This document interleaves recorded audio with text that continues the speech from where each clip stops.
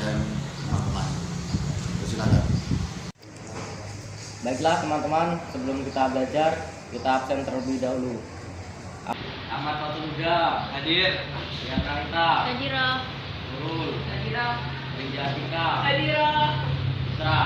Baiklah anak-anak sekalian, pada pagi hari ini sebelum kita masuki materi, yang perlu kamu ketahui bahwa kewajiban untuk menuntut ilmu itu adalah kewajiban bagi umat Islam dari mulai ayunan sampai kuliah malam. Lebih-lebih kalian ini akan menentukan bagaimana masa depan kalian. Apakah ingin jadi anak yang sukses atau tidak sukses, itu adalah pilihan dari kalian. Saran Pak, mudah-mudahan saja kalian menjadi anak yang sukses semua. Amin. Ya, diawali aja teman-teman. Kalimat istighfar. Astagfirullah.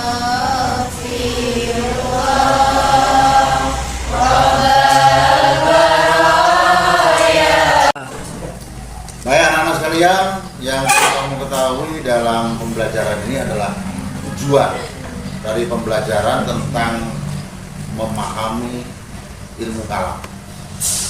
Pelajaran akidah alaq materinya memahami ilmu kalam. Tujuan dari pembelajaran ini adalah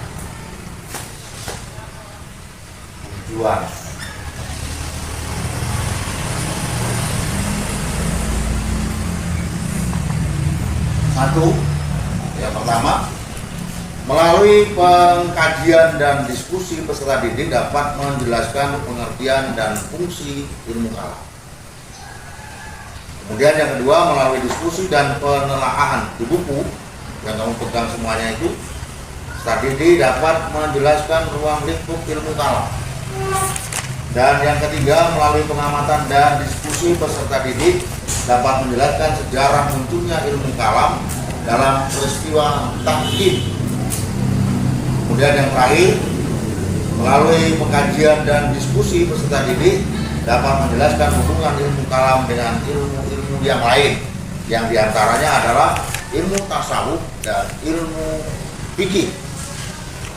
Itulah yang menjadi pokok pembahasan kita, tujuan dari pembelajaran yang kita bahas pada anak sekalian. Perhatikan semuanya. Dalam materi pembelajaran ini, yang pertama kita perlu mengetahui apa yang dimaksud dengan ilmu kalam. Dalam pengertiannya, ilmu kalam secara harfiah mempunyai arti pembicaraan atau ilmu mantik. Sementara dalam pengertian terminologi, ilmu kalam adalah ilmu yang membahas berbagai masalah tentang ketuhanan yang menggunakan dasar-dasar akli atau Al-Quran dan hadis, dan dasar-dasar argumentasi atau akliyah. Itu yang kita gunakan untuk memahami bagaimana menelaah atau membahas tentang pembelajaran ilmu kalam ini. Kemudian di dalam pelaksanaannya, bahwa dalam ilmu kalam, menurut perkembangannya, awal dari sejarah ilmu kalam itu sendiri itu diawali dari kekuasaan atau perebutan kekuasaan yang dialami pada masa sesudah sahabat Utsman bin Affan. Kemudian pecah menjadi beberapa pemahaman itu pada masa Sayyidina Ali radhiyallahu anhu, mana di dalam pelaksanaan pembahasannya, awal dari semua kejadian tentang perebutan kekuasaan kemudian berubah menjadi pembahasan tentang keyakinan atau akidah yang dialami oleh umat Islam, sampai kepada persoalan aliran-aliran tertentu yang disebutlah dengan firqah. Ada aliran Syiah, kemudian ada aliran Khawarij, ada aliran Mu'tazilah, Jabariyah, dan lain sebagainya. Itulah yang mengawali dari penyebab munculnya ilmu kalam. Sementara tidak sedikit dalam pembahasan ini yang mengkafirkan di antara umat Islam sendiri. Contohnya pada aliran Khawarij, ketika orang yang berbuat dosa besar, dia orang Islam, dia dihukum kafir dan dia halal untuk dibunuh. Itulah pembahasan tentang aliran Khawarij. Selanjutnya dalam pembahasan ini ada banyak perubahan yang dialami dalam umat Islam. Karena menurut keyakinan pada saat itu juga berkembang orang-orang Yahudi yang pindah atau murtad dari agamanya kemudian masuk memeluk agama Islam. Dengan perubahan itu, perubahan keyakinan orang-orang Yahudi, dia juga tidak selamanya memurnikan ajaran agama Islam.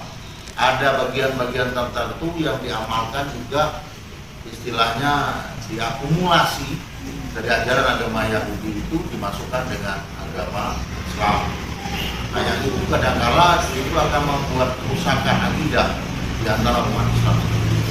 Karena dalam Islam tentang akidah ini yang mempercayai adanya Allah Subhanahu wa taala. Tidak lepas dari kalimat yang ada, kalimat la ilaha illallah.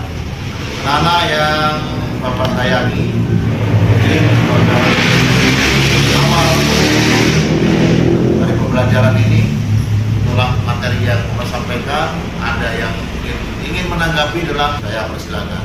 Izin bertanya, Ya, apa yang melatar belakangi munculnya aliran ilmu kalam? Baiklah, pertanyaan dari Rindi yang lain coba perhatikan. Apa yang melatar belakangi munculnya ilmu kalam?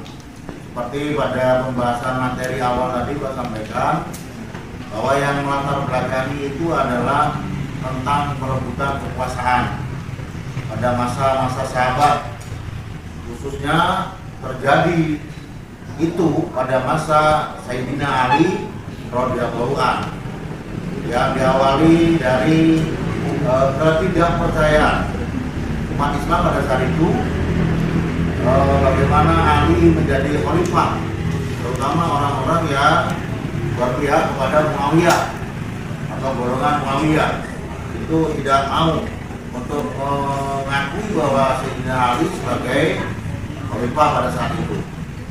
Maka dari inti kejadian itulah awal dari munculnya ilmu kalam.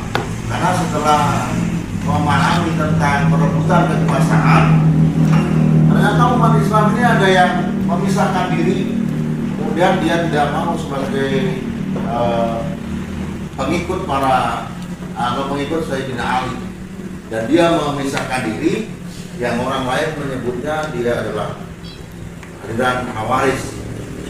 Dari sebutan itulah baru muncul pemahaman tentang ilmu kalam yang membahas tentang akidah umat Islam pada saat itu, sampai persoalan perbuatan dosa besar bagi umat Islam yang melakukannya, dia memvonis adalah orang kafir, itu boleh untuk dibunuh. Itulah yang melatar belakangi munculnya ilmu kalam. Yang pertama karena adanya perebutan kekuasaan. Yang kedua barulah muncul istilah ilmu kalam. Saya kira itu aja yang perlu sampaikan, mungkin sudah paham semua. Kalau saja ada yang mau bertanya urutan yang kedua, silakan. Pak, izin bertanya. Silakan. Apa yang dimaksud dengan pengertian ilmu kalam secara etimologi dan terminologi? Baik, pertanyaan yang kedua, pengertian ilmu kalam secara etimologi dan terminologi. Perhatikan semuanya, secara etimologi bahwa ilmu kalam itu mempunyai arti pembicaraan, atau dalam bahasa agama juga sering disebut sebagai istilah antik, ilmu untuk pembicaraan. Sementara arti yang kedua, secara terminologi, ilmu kalam adalah membahas tentang masalah-masalah ketuhanan dengan menggunakan dasar-dasar nakli, itu adalah sumbernya Al-Quran dan hadis, dan dengan menggunakan argumentasi yang larinya kepada masalah rasional atau dalam istilah agama akliyah. Itulah yang disebut dalam kata kata ilmu kalam menurut etimologi dan terminologi. Kemudian untuk yang lain lagi ada yang mau bertanya, dipersilakan. Pak, izin bertanya. Ya, silakan. Apa hubungannya ilmu kalam dengan ilmu yang lain seperti ilmu fikih? Coba yang lain diperhatikan, ini yang tanya. Apa namanya? Tiara. Apa hubungannya ilmu kalam dengan ilmu yang lain, contohnya ilmu fikih? Yang pertama kita pahami ilmu kalam adalah seperti yang dijelaskan awal, secara etimologi adalah ilmu yang membahas tentang masalah-masalah ketuhanan tentang Allah Subhanahu wa Ta'ala yang berdasarkan dalil Al-Quran dan hadis, kemudian dengan dalil rasional, dengan akliyah. Kalau ditanya hubungannya, kalau ilmu kalam membahas tentang ketuhanan misalnya dihubungkan dengan ilmu fikih, di dalam ilmu fikih contohnya ketika kita sholat, kita juga harus ingat kepada Allah Subhanahu wa Ta'ala. Tidak ada sholat itu membawa nama daerahnya masing-masing. Misalnya takbir, Allahu Akbar, Allah Maha Gede, tidak ada seperti itu ya. Yang ada ya Allahu Akbar, itu dipakai di seluruh dunia. Paham kira-kira? Paham. Paham, Pak. Itu aja, terima kasih untuk pembahasan kali ini.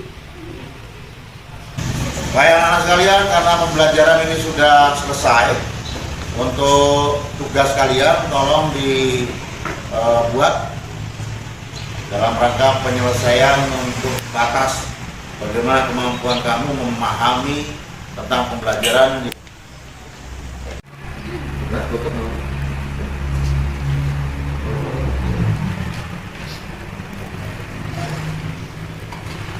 Gimana anak-anak, sudah selesai belum?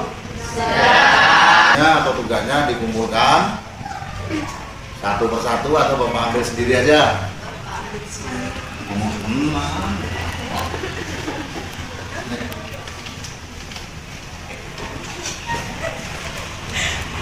Kemudian untuk pembelajaran ini biar lebih teringat dengan kalian, bahwa minta kepada salah satu dari teman kalian ini untuk menyimpulkan pembahasan tentang memahami ilmu kalam. Kepada Salsa dipersilakan untuk menyimpulkannya. Baiklah teman-teman, saya akan menyimpulkan tentang pembahasan yang kita bahas tadi. Bahwa yang pertama, ilmu kalam muncul karena adanya pengaruh politik atau perebutan kekuasaan, kemudian berkembang menjadi pembahasan akidah ketuhanan sehingga muncul aliran-aliran ilmu kalam. Yang kedua, pengertian ilmu kalam secara etimologis adalah pembicaraan rasionalitas dan logis. Kemudian secara terminologis, ilmu kalam membahas tentang ketuhanan yang menggunakan dalil naqli Al-Quran dan hadis. Kemudian dalil naqli pemikiran rasionalitas. Yang ketiga, hubungan ilmu kalam dengan ilmu yang lain seperti ilmu fikih adalah ilmu kalam meyakini adanya Allah Subhanahu wa Ta'ala dan menjalankan sholat juga harus mengingat Allah Subhanahu wa Ta'ala. Sekian kesimpulan yang dapat saya sampaikan.